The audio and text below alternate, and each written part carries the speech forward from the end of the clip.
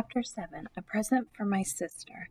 Let's go to Candy Castle, Ryan shouted as soon as we got out of the line. Let's go to Cinnabon, shouted Michael. Let's get ice cream, said Neil, the nude kid. Let's go to the skateboard shop, said Alexia. Malls are cool.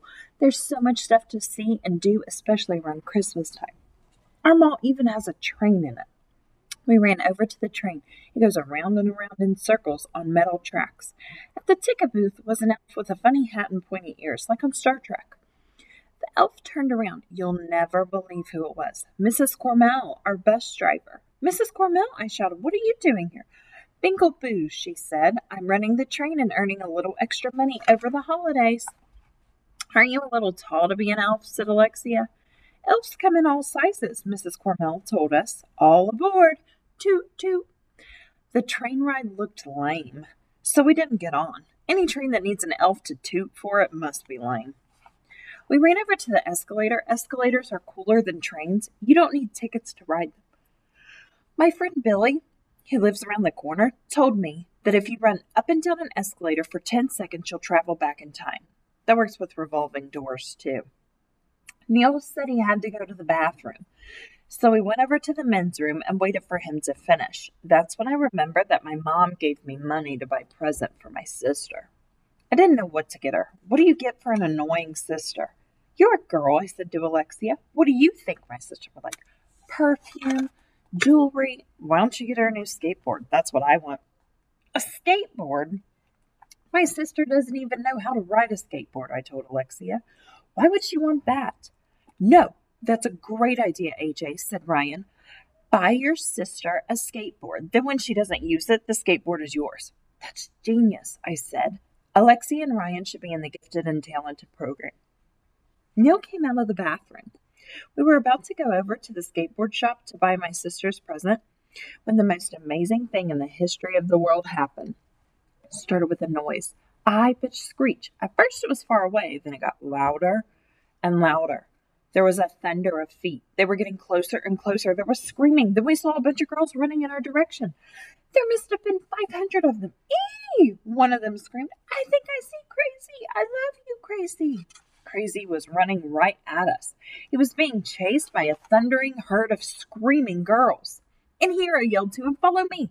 Ryan, Michael, Neil, and Alexia formed a human wall to stop the girls. I hustled Crazy into the men's room. He was gasping for breath. I thought he was going to die. He put his hand on my shoulder and looked me in the eye. You got to help me, dude. He said, those girls are nuts. Chapter 8. Plenty of Crazy to go around. The famous Crazy was standing right next to me, live and in person. I can't take it anymore, Crazy moaned. They're going to tear me apart. I need somewhere to hide. I didn't know what to say. I didn't know what to do. I had to think fast, so I did the first thing that came to my mind. Took off my pants. Quick, I said to Crazy, let's switch clothes. They'll never know the difference. Good idea, said Crazy, taking off his pants. I tore off my itchy Christmas sweater and gave it to Crazy. He tore off his clothes and gave them to me. I put on his clothes and he put on mine. I looked pretty sharp with his hat and sunglasses. It was hilarious. Do I look like you? I asked him. Yeah. Do I look like you? Yeah. You chill in here for a while. I'll take care of the fans for you. I pulled the hat down low over my face and strolled out of the men's room and gave a big wave to the girls. They started screaming and pulling out cameras to take my picture. Look at Tim, it's Crazy. I love you. Can I have your autograph? Those girls were totally buying it. They really thought I was crazy. Sure, you can have my autograph. The girls started sticking pens and paper in my face. I wrote Crazy as fast as I could, as fast as my hand could move. One at a time, girls, one at a time. There's plenty of Crazy to go around. I touched him. I'll never wash this hand again. After they got my autograph, girls were fainting, crying, and freaking out all over the place. They didn't know I was just a regular kid. They had no idea that the real Crazy was hiding in the bathroom. It was cool to be a famous celebrity. This was the greatest day of my life. But you'll never believe who rolled over on a Segway at that moment. It was Officer Spence, the mall security guard. Uh-oh, the jig was up. I figured I was in big trouble. I'm sorry, Mr. Z, but it's time. Time for what? Time for you to sing. Huh? What? Me? Nobody told me. Hurry up. They're all waiting for you. Who? All? Huh? Where?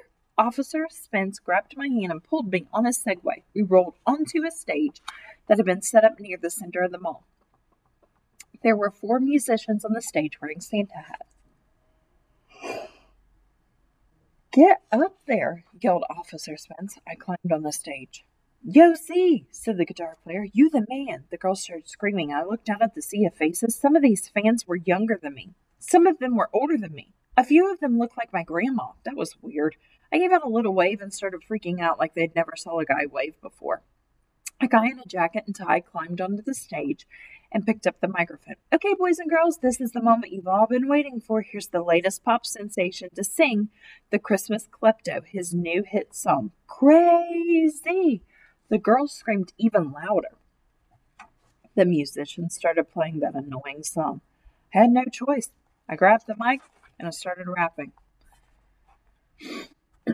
"'Twas the night before Christmas, you know the rest. Stuff was all over, the house was all messed. I was dreaming of a Christmas white. It was a totally silent night. That's when I heard a crash and a boom, so I ran right down to the living room. There was this guy dressed in all black, and over his shoulder he carried a sack. I took one look at him and said, 'Whoa, man, I know you're not Frosty the Snowman. Who are you?' I asked after a pause. 'You sure don't look like Santa Claus.' He said, 'The name's Klepto. I'm from the South Pole. I grab all your presents. That's how I roll. On Christmas Eve, I go all around the world and steal all the presents from boys and girls.' You know what? Those girls were digging it.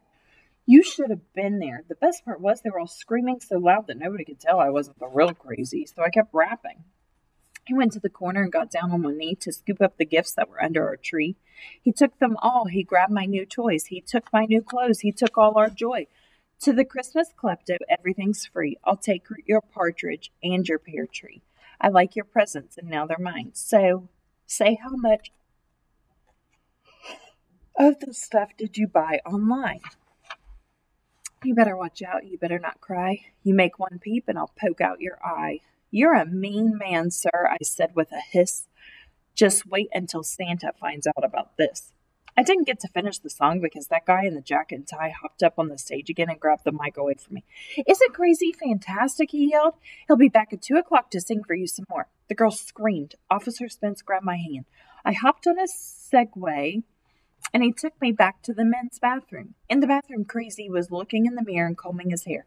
When he saw me, he turned around and gave me a hug. "You saved my life, dude," he told me. "I owe you one, big time."